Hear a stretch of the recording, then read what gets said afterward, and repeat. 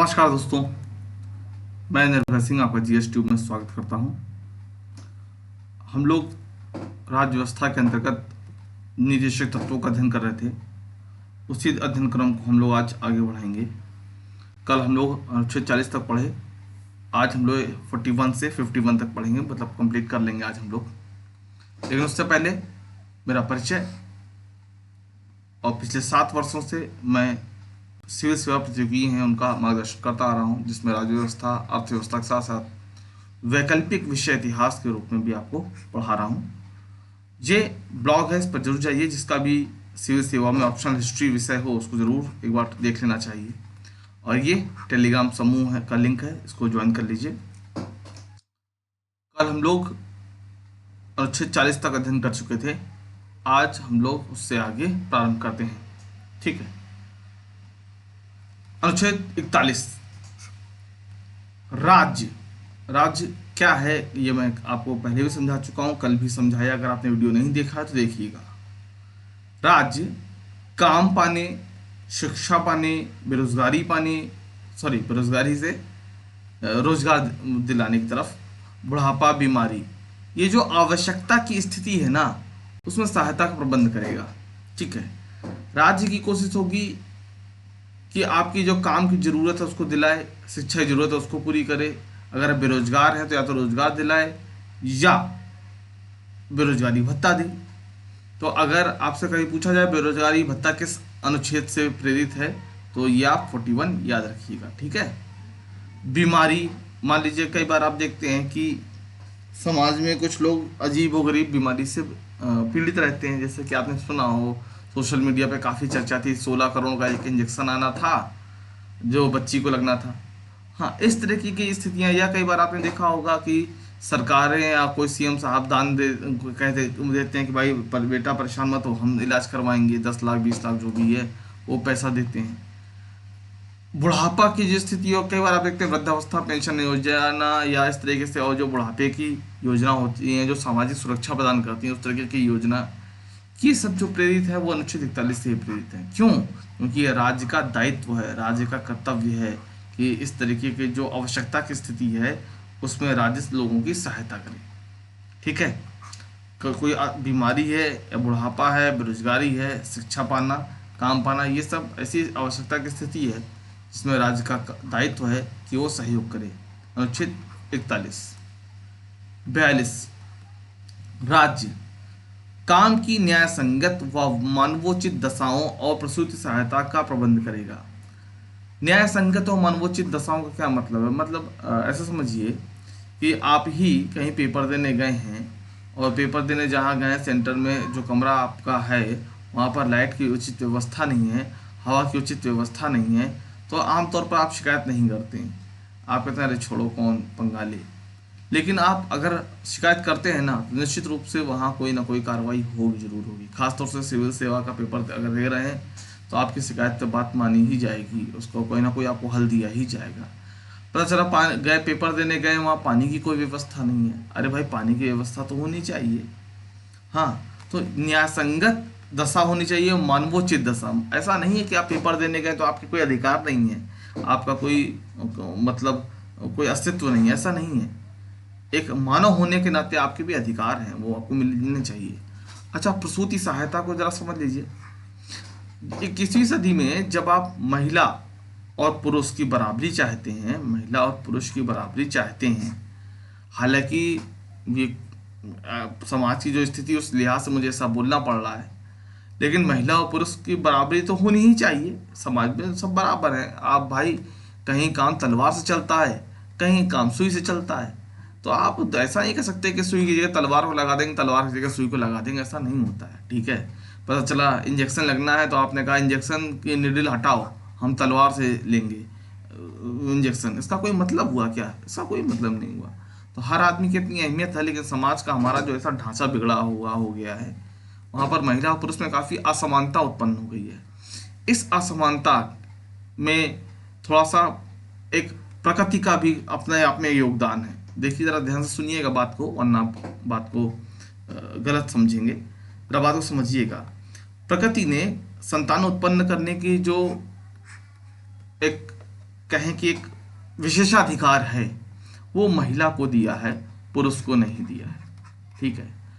और महिला सशक्तिकरण में आप इनको सरकारी नौकरी में एक नियमित एक दर्जा मिला हुआ है, कहें तो कोटा मिला हुआ है कि भाई इस हर राज्य का अलग अलग हो सकता है, लेकिन जहाँ तक मेरी जानकारी के अनुसार है वो 20% ही आमतौर पर चलता है। ठीक है। तो आप महिलाओं को सरकारी नौकरी में रख रहे हैं, लेकिन एक जन्म, जब वो किसी शिशु को जन्म दे रही है और उस समय अगर सरकारें या कहें कि जो ने जिसने नौकरी पे रखा है वो अगर मदद नहीं करेगा तो कैसे काम चलेगा। मदद का मतलब मदद से नहीं है भाई, वो जो महिला है शिशु पैदा कर रही है, वो शिशु आपके लिए कल भी देश के लिए भी काम आएगा। ऐसा नहीं है कि वो कुछ अपने लिए कर रही, नहीं, ये भी देश के लिए ही है। तो यहाँ आपको समझना होगा कि स्त्री की इस विशेष अवस्था में उसको सहायता करना, उसकी समस्याओं को समझना, उस शिशु के देखभाल के लिए जो भी एक छुट्टी चाहिए वो दिया जाना चाहिए, नियोक्ता के द्वारा, कंपनी के द्वारा, राज्य के द्वारा। ठीक है। क्योंकि देखिए शुरुआत में जो शिशु जन्म लेता है तो शिशु का जो पेट है, वो जो ज़रूरत है, जो भोजन है, वो माँ से ही मिलता है उसे। तो ऐसी सूरत में एक आवश्यक सी छुट्टी मिलनी चाहिए, अवकाश मिलना चाहिए, जो कि जिसकी कि सुविधा मतलब पेमेंट होती रहे, सुविधा किसी सुविधा से वंचित ना किया जाए, सैलरी ना काटी जाए। तो इस तरीके से राज्य प्रबंध करेगा कि क्या काम की न्याय संगत और मानवोचित दशाओं को न सिर्फ सुनिश्चित किया जाए, बल्कि प्रसूति के समय उस माँ का भी देखभाल रखा जाए। ठीक है। तो सशक्तिकरण से इसको जोड़ करके समझेंगे तो ज़्यादा बेहतर समझ पाएंगे। ठीक है।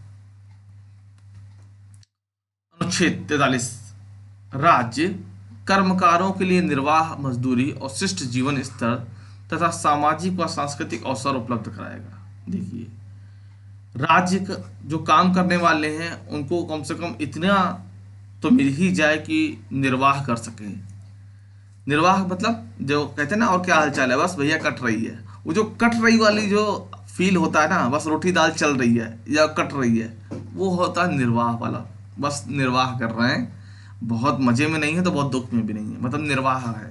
तो ऐसी मजदूरी और अवशिष्ट जीवन स्तर वाली जो अवसर है इसके उपलब्ध कराएगा। और याद कीजिएगा, यहीं से मनरेगा यहीं से प्रेरित है, जिसमें मनरेगा जिसमें किसी व्यक्ति को एक निश्चित दिन क्या मजदूरी मिलना ही मिलना है। ठीक है। मनरेगा में तो मनरेगा किससे प्रेरित है? तो अनुच्छेद 43 से। औद्योगिक संस्थानों के प्रबंध में कर्मचारियों की भागीदारी सुनिश्चित करेगा कौन? 43 का। इसको जोड़ा गया है बाद में 42वें संविधान संशोधन 1976 से। मतलब अगर कोई मैनेजमेंट है, उसमें बहुत सारे लोग काम कर रहे हैं, तो उसमें मजदूरों का भी कोई एक व्यक्ति शामिल होगा, मजदूर की तरफ से भी कोई एक शामिल होगा, वो भी मजदूरों का पक्ष रखेगा। मैनेजमेंट में क्या निर्णय है और ये निर्णय कहीं लेबर जो है, जो मजदूर हैं, उनको किस हद तक प्रभावित कर रहा है, ये उनका पक्ष रखेगा, लेबर का, मजदूरों का। तो ये व्यवस्था यहाँ पर की गई है। राज्य समस्त राज्य क्षेत्र में समान नागरिक संहिता, यूनिफॉर्म सिविल कोड, जिसे आप समझते हैं, लागू करने का प्रयास करेगा। राज्य प्रयास करेगा कि सभी जो लोग हैं वो एक ही नियम कानून से संचालित हों। हालांकि राज्य को बहुत ज़्यादा सफलता नहीं मिली है इसमें। गोवा ही एकमात्र राज्य है जहाँ पर यूनिफॉर्म सिविल कोड लागू है, बाकी भारत में कहीं भी यूनिफॉर्म सिविल कोड नहीं है। ठीक है। आप देखते हैं जैसे कि तलाक का ही मामला दे देते हैं, क्योंकि ज़्यादातर आप लोग परिचित होंगे, इससे साल 2 साल पिछले काफ़ी चर्चित रहा है। तलाक में ही देखेंगे आप, उसमें मुस्लिम पर्सनल लॉ बोर्ड का एक अलग रुख रहता है, और जब आप सामान्य भारतीय न्यायालय में जाते हैं तो एक अलग मामला रहता है। तो यहाँ पर कहा यह गया कि भाई अगर यूसीसीए लागू होता तो पर्सनल लॉ बोर्ड का कुछ चलता ही नहीं, शरीयत कानूनों का कोई मतलब ही ना रहता। हालांकि ट्रिपल तलाक की स्थिति काफ़ी बदल गई है, लेकिन फिर भी समझाने के लिए उदाहरण लेना था और कोई बात नहीं है। तो कहने का मतलब है एक ही कानून से सभी लोग संचालित होंगे, ऐसा है यूनिफॉर्म सिविल कोड का ही मानना है। ये आर्टिकल आपसे खूब मैचिंग में पूछा जाता है, ये ध्यान रखिएगा।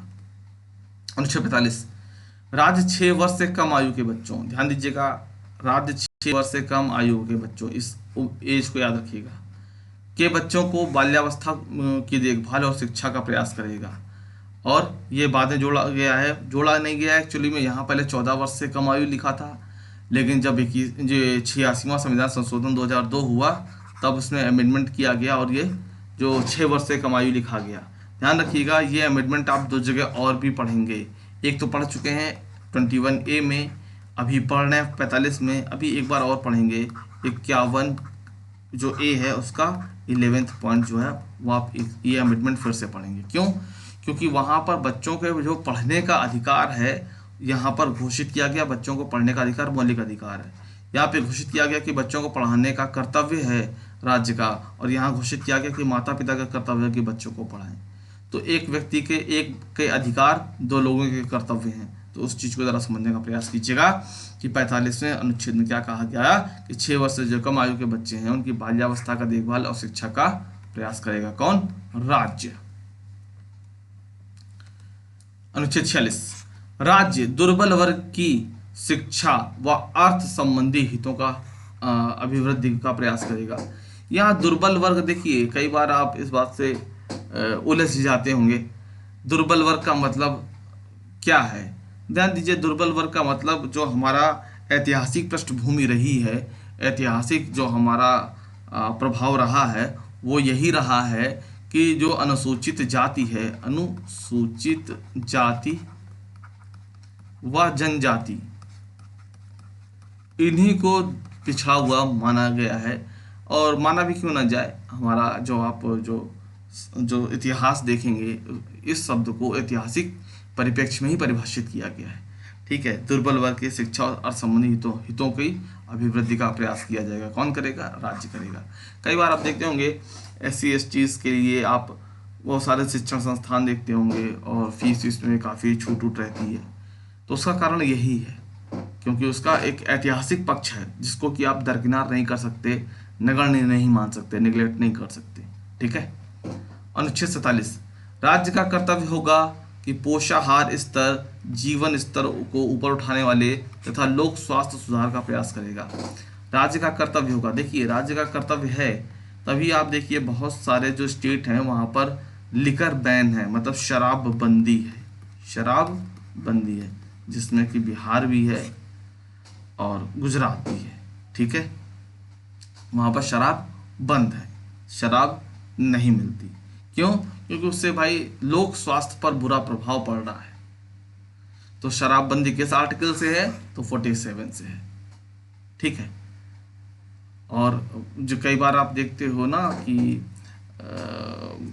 31 मई को अभी नो टोबैको डे जो बनाया गया है, अभी आज का विषय था, 1 तारीख है, आज कल ही मनाएगा, तो मैंने यहाँ पर चर्चा कर दी। तंबाकू निषेध दिवस 31 मई, याद रखिएगा। ठीक है।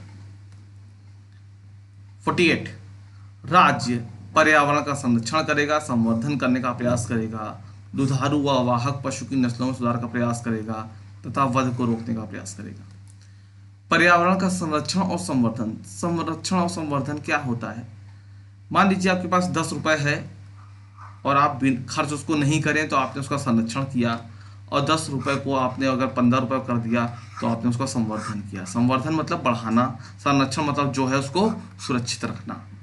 तो पर्यावरण का संरक्षण करेगा मतलब पेड़ पौधों को नहीं नष्ट करेगा, नहीं काटेगा, बल्कि उसको और बढ़ाएगा, वृक्षारोपण को बढ़ाएगा, ऐसा प्रयास करेगा। ठीक है। दुधारू और वाहक पशु, दुधारू और वाहक पशु, वाहक पशु आपको बताऊं, बड़े शहरों में तो नहीं लेकिन छोटे शहरों में अभी भी भैंसा गाड़ी चल रही है। हाँ, वेस्ट यूपी में कहूँ तो बुग्गी कहते हैं जिसको। ठीक है। और बैलगाड़ी कहते हैं पूर्वी यूपी में, और बिहार में भी बैलगाड़ी। ठीक है। तो ये दुधारू पशु हैं जो दूध देने वाले, वाहक पशु जो भाड़ होते हैं, वो उनकी नस्लों में सुधार का प्रयास किया जाएगा और उनको वध को रोकने का भी प्रयास किया जाएगा। वध मतलब हत्या, ठीक। 48A काफ़ी इंपॉर्टेंट है, किस अमेंडमेंट से जोड़ा गया वो भी इंपॉर्टेंट है, अमेंडमेंट याद रखिएगा। राज्य पर्यावरण का संरक्षण संवर्धन का प्रयास करेगा, साथ ही वन तथा वन्य जीवों का भी प्रयास करेगा। वन तथा वन्य जीव, जब आप ईवीएस पढ़ते हैं, पर्यावरण पढ़ते हैं, तो 1972 में आप देखते हैं एक स्टॉकहोम सम्मेलन हुआ था, वहाँ से पर्यावरण की जो आग मची है पूरी दुनिया में, तब तक पर्यावरण का के लिए काफ़ी काम हो चुका है और आपका सिलेबस काफ़ी बढ़ता चला गया है। करंट अफेयर तो बस पूछो मत, बढ़ता ही जा रहा है दिन ब दिन। ठीक है, लेकिन करेंगे भी क्या, पढ़ना तो है ही। तो ये 48A में क्या है कि भाई पर्यावरण को संरक्षण के साथ साथ वन और वन्य जीवों को भी संरक्षण किया जाएगा। 49 राज्य राष्ट्रीय महत्व के स्मारक स्थान और वस्तुओं के संरक्षण के लिए अनिवार्य कार्य करेगा। आप देखिए कि जो ऐतिहासिक स्थल हैं, कई बार उसे धरोहर भी कह देते हैं, ऐतिहासिक धरोहर है जो जिसका संरक्षण यूनेस्को भी करता है। तो ऐतिहासिक धरोहरों की रक्षा करने का काम किसका है, राज्य का। जैसे बोधि वृक्ष बताऊं आपको, बोधि वृक्ष जो है उसको ऐतिहासिक धरोहर घोषित किया गया है। उसके पत्तों को आप तोड़ नहीं सकते, जो पत्ता टूटा हुआ है वो आप उठा सकते हैं, तोड़ नहीं सकते। ऐसे ही आप चले जाएं ताजमहल में चले जाएं, ताजमहल में भी चले जाएं तो वहाँ देखेंगे आपकी फोटोग्राफी करना मना है, और बाकायदा सीढ़ियों पे तो लोहे के पाइप्स लगा दिए गए हैं कि आपके पैर संगमरमर में पड़ेंगे ही नहीं। क्यों? क्योंकि जब आप सीढ़ियाँ चढ़ते हैं तो पैर से घिसावट आती है। वहाँ हजारों लोग रोज आते आते हैं, तो संगमरमर में दिक्कत ना हो तो इसलिए पाइप्स लगा दिए हैं। हाँ, वो बात अलग है कि हम और आप मानते नहीं हैं, तो अंदर जाते हैं, दीवारों पर साइन वाइन करके चले आते हैं, बहुत सारे जो प्रेम के प्रतीक हैं वो बना करके चले आते हैं, वो एक अलग बात है। ये हम लोग की आदत जो है वो काफ़ी है, हम लोग करके चले आते हैं, बात अलग है। लेकिन हाँ, राज्य उस पर थोड़ा सा कर्तव्य है कि उसको बना के उसको सुरक्षित रखे। फोटोग्राफी इसलिए मना की जाती है। अनुच्छेद 50 राज्य कार्यपालिका और न्यायपालिका के प्रशासन में पृथक्करण बनाए रखने का प्रयास करेगा। मैंने आपको बताया है जो अमेरिका वाला सिस्टम है, अमेरिका वाला सिस्टम मतलब प्रेसिडेंशियल सिस्टम, अध्यक्षात्मक शासन व्यवस्था, वहाँ पर तो तीनों अलग होते हैं। लेकिन जहाँ पर पार्लियामेंट्री सिस्टम होता है, संसदीय व्यवस्था होती है, वहाँ पर विधायिका मतलब लेजिस्लेटिव जो होती है, उसी के कुछ सदस्य कार्यपालिका एग्जीक्यूटिव को चलाते हैं। ठीक है, जिसमें उस मतलब सरकार जो विधायिका है, लेजिस्लेटिव है, इसी कुछ सदस्य कार्यपालिका से संबंधित होते हैं, एग्जीक्यूटिव से संबंधित होते हैं। तो कहा जा रहा है कि कार्यपालिका का दखल न्यायपालिका में नहीं हो, प्रशासन में अलगाव होना चाहिए। तभी आप देखिए जो जुडिशरी का अपॉइंटमेंट है, मतलब देखिए जितने भी सी वर्ग है, डी वर्ग है, जो भी है क्लर्कियल जो जॉब है, देखिए वो सब न्यायपालिका अपना खुद ही करती है, किसी को नहीं देती कि आप हमारी जगह किसी को चयन प्रक्रिया में पूरी कर लीजिए, ऐसा नहीं है। वो कोर्ट्स अपने जो भी नियुक्तियां हैं स्वयं ही संचालित करते हैं। ठीक है, कि कोई अन्यथा प्रशासन ना हो, कई बार सरकार का कोई हस्तक्षेप ना हो न्यायपालिका पर, कोई अनुचित दबाव ना हो, इसके लिए भी काफ़ी पृथक्करण रखा जाता है। एक आप सुने होंगे कोलोजियम सिस्टम। कोलोजियम सिस्टम जब सुप्रीम कोर्ट पढ़ाऊँगा तो मैं आपको बताऊँगा ही, लेकिन कोलोजियम सिस्टम भी इसीलिए है कि कार्यपालिका का हस्तक्षेप ना होने पाए, सरकार का हस्तक्षेप न्यायपालिका में नहीं होने पाए, और कार्यपालिका का प्रभाव न्यायपालिका पे बिल्कुल भी ना हो, वरना न्यायपालिका में जो लोग हैं उनको ना दबाव का सामना रहे, ना कोई दबाव रहे, ना ही कोई लालच रहे कि हम सरकार वाला काम करेंगे तो कहीं का राज्यपाल बना दिया जाएगा। तो इस तरीके से दबाव भी ना हो और लालच भी ना हो, तो प्रशासन में क्या हो, पृथक्करण रखने का प्रयास करेगा। कौन? राज्य। 51 राज्य आंतरिक शांति सुरक्षा को बढ़ाने का प्रयास करेगा, अभिवृद्धि हो तो बढ़ाना, और राष्ट्रों के मध्य न्याय संगत व सम्मानपूर्ण संबंध बनाने का प्रयास करेगा। न्याय संगत भी हो, सम्मानपूर्ण भी हो। ठीक है, अंतर्राष्ट्रीय संधि के प्रति आदर बढ़ाने का, अंतर्राष्ट्रीय विवादों को मध्यस्थता के द्वारा निपटाने के लिए प्रोत्साहन देगा। कौन? राज्य। मतलब हम अंतर्राष्ट्रीय शांति का और सुरक्षा को बढ़ाने का प्रयास करेंगे, हमेशा देशों के बीच न्याय संगत और सम्मानपूर्ण व्यवहार करेंगे, अंतर्राष्ट्रीय संधि को हमेशा मानेंगे, अगर अंतर्राष्ट्रीय विवाद कोई है भी तो उसको मध्यस्थता के द्वारा निपटाने का प्रयास करेंगे। यही है आपका अनुच्छेद 51। इस तरीके से हम लोगों ने अनुच्छेद 51 तक पढ़ लिया है, नीति निषेधक तत्व पढ़ लिए हैं। और आपको कहूँ कि नीति निषेधक तत्वों की जो उपयोगिता है, उपयोगिता या महत्व जो भी कह लें आप, और उसकी नीति निषेधक तत्वों की आलोचना, ये हम लोग लेंगे अगले वीडियो में, ठीक है। आज नहीं ले लेंगे, अगले वीडियो में लेंगे। और जब आपका नीति निषेधक तत्व खत्म हो रहा है तो आपको बता दूं, पॉलिटी का एक सबसे जो कठिन वाला पार्ट है ना, वो आपने आज समाप्त कर लिया है। और आपको कह दूं एक बात और कि 1 से लेकर के 51 तक, 1 से 4 और 12 से 51 नागरिकता वाला छोड़ दीजिएगा। आर्टिकल 9 जरूर याद रखेंगे, जहाँ पर दोहरी नागरिकता का मना किया गया, दोहरी नागरिकता से प्रतिषेध, उसको छोड़ करके आपको ये याद ही होने चाहिए। खूब आर्टिकल पूछे आते हैं मैचिंग करने में भी, और वैसे भी आर्टिकल खूब पूछे आते हैं। तो अगर आपको मौलिक अधिकार और नीति निषेधक तत्वों के आर्टिकल तो कम से कम याद ही होने चाहिए, 12 से लेकर 51। नहीं याद है तो याद करने का प्रयास कीजिए, ठीक है। और वीडियो को शेयर कीजिए, लाइक कीजिए, और अभी तक चैनल सब्सक्राइब नहीं किया तो उसको सब्सक्राइब कीजिए। ये ब्लॉग का लिंक है, जिसका भी सिविल सेवा में हिस्ट्री ऑप्शनल है, उसको ज़रूर यहाँ तक जाना चाहिए। और एक बार देखिए कितना उपयोगी सिद्ध होगा आपके लिए। और ये टेलीग्राम समूह का लिंक है, जरूर ज्वाइन कर लीजिए। इसी के साथ वाणी को विराम देता हूँ। आप सभी का बहुत बहुत धन्यवाद, आप सभी का बहुत बहुत आभार। मिलते हैं अगले वीडियो में।